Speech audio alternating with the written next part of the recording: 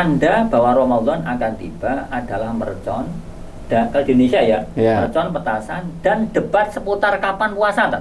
Nah, di antara tanda Indonesia ya. Di antara tanda puasa itu di Ramadan adalah perdebatan tentang kapan puasa. WA grup aja sekarang udah mulai ramai. Nah, iya, seperti itu. Antara kurang 15 hari atau 16 hari itu udah mulai ramai sekarang. Ya. Nah, kalau di Mesir itu tanda mau puasa adalah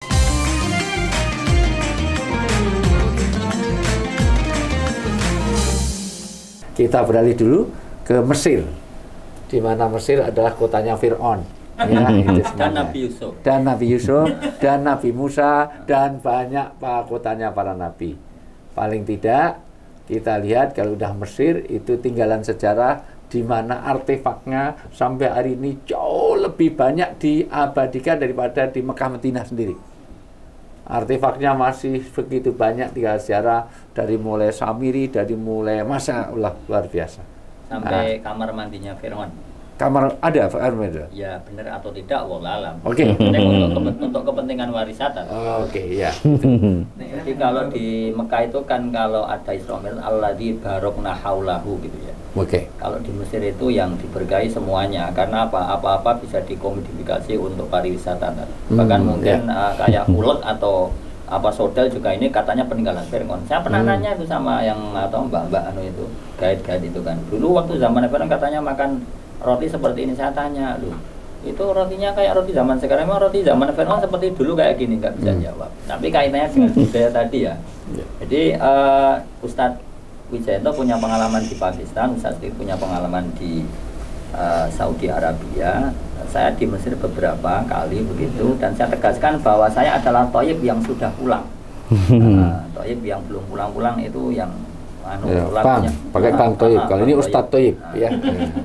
Jadi ada titik persamaannya ya, hampir saya bisa memastikan bahwa umat Islam itu dimanapun berada meyakini bahwa bulan Ramadan itu memang bulan yang mulia, sehingga cara memuliakan bulan Ramadan itu yang mungkin ada sedikit persamaan dan perbedaan. Persamaannya sama-sama kemudian, jadi kalau saya boleh mengilustrasikan itu gini, mungkin husnudzon saya, orang-orang Islam itu yakin, setidaknya meyakini hadis yang mengatakan bahwa Rasulullah SAW itu adalah seorang nabi yang dermawan, dan beliau lebih dermawan lagi, lebih lomo lagi kalau kata orang Jawa itu di bulan Ramadan. Wa kana ajwada fi Ramadan, lebih atau semakin ya, lebih atau semakin berdermawan di bulan Ramadan. Nah, sementara umatnya adalah, jadi kalau Rasulullah itu berdermawan dan lebih dermawan, banyak dermawan di bulan Ramadan, kalau umatnya lebih dermawan dan banyak dermawan adalah menjelang coblosan. Nah, itu titik bedanya di situ itu ya. Pun ditarik kembali kalau nggak jadi. Nah, betul. Paving atau semen ya tadi. Makanya sebagai catatan, bedanya Rasulullah dengan umat sekarang ini adalah sedikit. Rasulullah itu sedikit-sedikit bersedekah. Betul. Kalau sedekah sedikit. Itu pun diambil lagi, dikit-dikit diambil lagi. Rasulullah itu sedikit tidur. Kalau kita sedikit-sedikit tidur. Habis dengerin curhat sebentar aja tidur lagi. Habis makan duku satu tidur lagi. Bangun, tidur lagi, bangun, tidur lagi. Ada Ustadz di El Kalam juga ada. Masya Allah, luar biasa. Jadi sedikit tidur dan banyak kan? Jadi sedikit-sedikit tidur, sedikit-sedikit tidur. Dan lama. Rasulullah itu mohon maaf sedikit-sedikit berdoa, kita kalau doa sedikit. Rasulullah itu pokoknya sedikit-sedikit baca Quran, kalau kita baca Quran sedikit. Jadi bedanya kita dengan Rasulullah sedikit. Itu yang ada di Mesir. Betul. Maka ada suasana sedekah yang begitu. Ya. Jadi bahkan saya pikir Ustaz Sigit juga sama di tanah Arab semuanya ya, ada istilah yang populer, Maidatur Rahman. Secara harfiah diterjemahkan hidayangan Allah yang Maha Pengasih. Ya.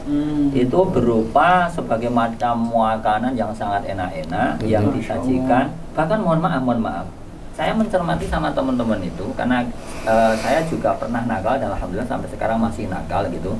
Sama teman-teman itu mencermati orang-orang yang mohon maaf Ustaz, misalnya kayak insinyur, teknokrat, orang kaya seperti itu. Muhandis gitu ya.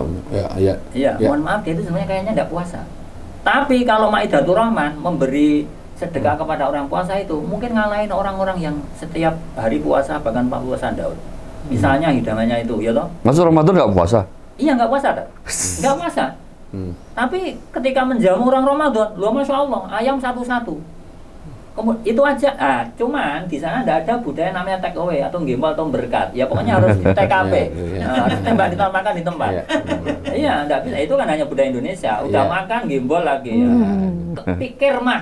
Itu nggak ada di sana. Pikir mah. Ya, pikir mah. Nah di sana itu masya Allah dan makannya bisa 3 season, tak? Season pertama itu yang istilahnya kayak kue-kue, buah-buahan gitu kan. Lalu kemudian baru makan besar, nanti yang terakhir ada lagi. Nah, jadi itu bukti. Itu semangat sedekahnya ya? Betul, itu dari sisi kita makanan. Kemudian juga, tapi itu mungkin juga karena terinspirasi hadis, orang itu bisa mendapatkan pahala puasa walaupun dia tidak berpuasa dengan Bisa cara jadi memberi begitu, makan orang yang sedang berpuasa. Nah, jadi boleh jadi. satu orang bisa dapat 5 pahala puasa karena yang diundang 5 orang kan. bisa jadi ya. Pinter itu, Menarik, pinter. Apa mana? Apalagi dia ngasih makan 30 orang Pak ya? Iya, Untungnya banyak. Iya, untung sudah. Berarti sebulan ini nggak usah puasa malah. Nah, Ya. itu perhitungan yang sangat tepat. Masalahnya Allah dan malaikat nggak bisa digelibeng. Gitu. Caleg-caleg bisa. Cuman kalau Allah dan malaikat nggak bisa digelibeng. Nah, kembali ke tadi ya, suka duka. Jadi ada itu. Nah, ciri khas misalnya, kalau tadi disampaikan Ustadz Sigit begitu ya, dan juga Ustadz Wijayanto. Saya membuat tamsil itu begini. Tanda bahwa Ramadan akan tiba adalah mercon. Kalau di Indonesia ya, mercon, petasan, dan debat seputar kapan puasa, kan? Nah, di antara tanda Indonesia ya? di antara tanda puasa itu di Ramadan adalah perdebatan tentang kapan puasa. WA grup aja sekarang udah mulai ramai. Nah, iya, seperti itu. Antara kurang 15 hari atau 16 hari itu sudah mulai ramai sekarang. Ya. Nah, kalau di Mesir itu tanda mau puasa adalah dengan adanya Venus. Venus itu kalau bahasa kita itu mungkin kayak lampu lampion, bukan Venus William, tenis bukan. Jadi lampu-lampu kayak yang ada di pecinan-pecinan itu seperti Ustaz itu dimanapun. Konon itu bermula dari Khalifah Al-Mu'taz Billah ya, Khalifah Dalil Fatimiyah itu yang memang kemudian dia memerintahkan kepada masyarakat ketika Ramadan tiba menyambut kedatangan Khalifah dan Ramadan, setiap ujung Mesir itu harus menyediakan lampion itu dan kemudian tradisi itu dipertahankan itu sekarang sehingga jadi sampai sekarang ada lampion-lampion kayak Imlek gitu. Iya, tapi lampu hias itu kan? Iya betul. Ya. Tapi dalam tanda kutip mengalami Islamisasi ya. Kalau di kepecinan kan rata-rata ilusannya merah ya, Kalau di sana itu multi partai, yakni ada kuning, hijau, kelabu, merah muda dan biru. Meskipun istrinya nggak muda kan, tapi muda. Ya intinya itu Venus sekarang. Terus kemudian makanan ciri khasnya itu di sana otoif. Tulisannya Qaf, Otoif, tapi karena orang Arab Mesir itu kan kalau Qaf dibaca A ya, Otoif. Otoif itu seperti apem tapi tipis, serabi tapi bulatan. Nah, di antara tanda mau Ramadan, saya pernah itu nanya sama pedagang gitu loh, setelah Idul Fitri tanda selesai gitu, loh, mau beli apa? Mau beli apa? Otoif. Ya udah ada, ini kan udah Idul Fitri. Loh maksudnya? Loh kan adanya Ramadan aja. Jadi itu secara ada tadi ya. Jadi sekali lagi kalau ini sebenarnya dapat kita sampaikan, kalau masalah penyambutan ini monggo lah. Kalau masalah Venus, lampu, lampion, otoi, manterten itu kan ada dengan adat. Tapi yang nanti esensinya yang sampai sedikit tadi itu. Maka saya katakan bahwa di antara tanda Idul Fitri akan tiba di Indonesia adalah sepinya masjid dan ramenya mal dan pasar. Nah, kira-kira seperti itu. Nah, kalau di Arab, Mesir setidaknya atau punya Saudi, itu saya pikir di negara yang lain juga seperti itu. Di antara tanda Idul Fitri akan tiba, Ramadan akan berakhir, pasar dan mal itu semakin sedikit, pengunjungnya masjid semakin. Maka ada tradisi yang namanya iktikaf. Jadi di sana itu iktikaf itu kayak tradisi kan. Ya tentu yang saya maksud, saya tidak mengatakan iktikaf itu adat ya, itu ibadah. Wong itu sunnah Nabi, tapi yang saya maksud itu sudah kemudian sumrambah, menyebar dimanapun tadi ada, sehingga ada misalnya tidak ada namanya si A itu ditanyakan di akhir Ramadan ya, kok ora tahu ketok, kok nggak pernah kelihatan, karena jawabannya sudah menjadi rahasia umum, dia iktikaf. Beda kalau misalnya orang-orang sekarang di Indonesia begitu kan, akhir Ramadan nggak kelihatan, paling nyari baju baru paling. Nah, itu betul, Ustaz. Saya pernah itikaf sama Syabab Saudi ya. Saking tadi itikaf secara trail ya. Tradisi ya. Mereka sama circle-nya, bawa selimut, bawa macam-macam ke mana Masjidil Haram ya. Saya kira ini anak muda pada ngapain? Enggak taunya di masjid ngopi. Tapi 10 hari. 10 hari. Kalau di Pakistan 10 hari itu untuk para pekerja. Utamanya karena ada semi kewajiban bahwa 1 Ramadan harus khatam Quran. Nah, khatam Quran ini biasanya 1 hari 1 juz untuk imam tarawih. Tetapi ada yang bekerja agak sibuk, itu sehari bisa 3 juz, maka cukup 10 hari dia ini. Tapi di 10 hari terakhir ini kadang-kadang kadang-kadang itu 1 hari semalam tuh 3 juz. Maka dia berbondong-bondong karena kemarin di hari pertama sampai itu dia belum ke masjid. Karena harus khatam, maka dia datang dengan taraweh yang imamnya 3 juz per hari. Sehingga memang kayak ada satu kewajiban bahwa setiap Ramadan tradisi bahwa harus khatamkan. Ketua PP Muhammadiyah waktu itu dia harus memberikan imam taraweh di masjid besar di Surabaya. Maka ada request 8 atau 23. 20 untuk 20 ya, 8 atau 20 gitu. Pak R di sini tidak biasa 8, di sini 20. Oke, saya akan mimpin 20.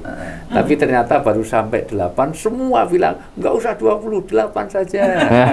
Kenapa? Ternyata bacanya dengan tartil, dengan lambat itu melebihi ini tadi. Kalau 20 udah selesai 3 kali. Sementara 8 aja belum selesai. Kalau gitu 8 aja nggak usah 20. Ini menunjukkan bahwa ini juga kearifan bahwa Pak AR ingin menunjukkan mau 8, mau 23 nggak usah diperdebatkan. Yang kedua, yang penting adalah sholat ya tartilnya tadi, juga sekedar ya tumak ninahnya harus dijaga. Kalau di Amr bin As itu anotat 23 dan itu bisa selesainya 12:30 kan? Kadang-kadang ya karena makanya tartil tadi. Jadi buka sambung sahur itu berarti. Iya, kira-kira seperti itu. Ada hal yang unik juga saat kalau Ramadan di Masjidil Haram itu. Saya nggak pengen belajar sholat sambil nangis, saya sarankan sholat di Masjidil Haram. Bukan perkara kita paham dulu, tapi sekitarnya pada nangis semua. Akhirnya ya ikut. Jadi ikut khusuk. Ya, nangisnya kenapa kamu nangis? Karena saya nangis nggak tahu apa yang harus saya lakukan. Ya, luar biasa. Tapi mudah-mudahan menjadi inspirasi. Tentu banyak learning point, meskipun bukan berarti di Indonesia sudah terinspirasi. Beberapa masjid malah ngundang imam-imam khusus. Kadang dari Palestina, dari mana-mana yang itu membuat suara satu ya ingin menikmati bacaan Quran itu ada, itu termasuk Smart I'tikaf, terinspirasi dari Masjid Jogokarian dulu, termasuk Suciati dulu, tapi sekarang sudah enggak, itu sampai ngantri, artinya kapasitas 500, kadang-kadang mendaftarnya begitu banyak, dan saya pikir itu menjadi inspirasi baik bagi kita semuanya. Supaya betul-betul 10 hari terakhir di mana-mana Lailatul Qadar, disitulah di mana Rasulullah meninggalkan aktivitas duniawi, tidak pulang kecuali kebutuhan hajat saja, hanya sebatas ya apa hajat manusiawi saja, di luar itu banyak di masjid. Mudah-mudahan ini menjadi inspirasi bagi kita, bagi saudara kita pemirsa El Kalam. Sedikit tentu terlalu ini bisa 10 episode nggak selesai bicara tentang bagaimana Ramadan di Timur Tengah. Iya, kalau nggak percaya silahkan datang sendiri ke sana. Itu ya. Ini karena mohon maaf ya, sekali kita berRamadan di Mekah misalnya, itu tidak cukup 10 kali cerita untuk bagaimana apa yang kita rasakan, apa yang bisa kita ceritakan. Demikian juga orang berumrah berhaji itu mungkin hanya 9 hari, tapi luar biasa. Mudah-mudahan menjadi inspirasi kita bersama. Dan dari El Kalam, Lembaga Konsultasi dan Kajian Islam, saya Ustaz Janto, Ustaz Siki dan Ustaz Taib. Wallahu muwaffiq ila muthariq, billahi taufiq wal hidayah. Assalamualaikum warahmatullahi wabarakatuh. Waalaikumsalam warahmatullahi wabarakatuh.